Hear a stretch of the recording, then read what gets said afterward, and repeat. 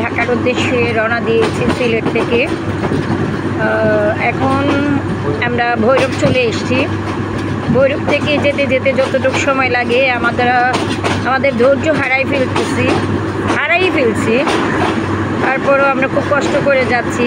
আমাদের একজন মুরব্বী ভাইও আছেন, উনিও কষ্ট করছেন। আমার বাবার বাড়ি এলাকা চলে এসেছি। ভৈরব হইছে আমার বাবার বাড়ি। এই বাবার বাড়ি দিয়ে আমি ঢাকায় চলে যাচ্ছি। মনের মধ্যে অনেক একটা কষ্ট ফিলিংস একটা যে থাকে মনের মাঝে, এই জিনিসটা চলে এসছে। কারণ যেহেতু বাবাও নেই মাও নেই, স্টেশনটা দেখে বড়ই কষ্ট লাগতেছে। আমি আমার বাবার বাড়ি ছেড়ে আমি ঢাকাতে যাচ্ছি আমার এক প্রোগ্রামে। আপনাদেরকে দেখানোর উদ্দেশ্য হলো যে আমি এতক্ষণ পর্যন্ত কথা বলিনি, মানে এখন ভৈরব এসে আপনাদের সাথে কথা বলছি।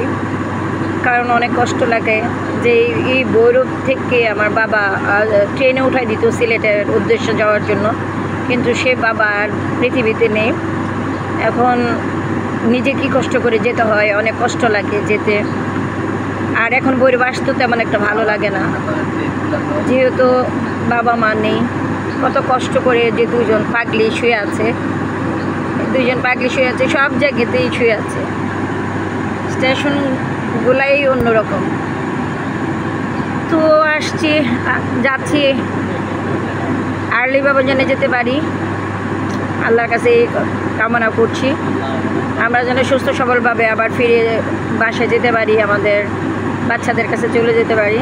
সবাই যার যার ফ্যামিলি মেম্বারদেরকে নিয়ে সুন্দরভাবে যেন আবার পৌঁছতে পারি। আপনারা দোয়া করবেন। আপনারা ভালো থাকেন, সুন্দর থাকেন, সুস্থ থাকেন।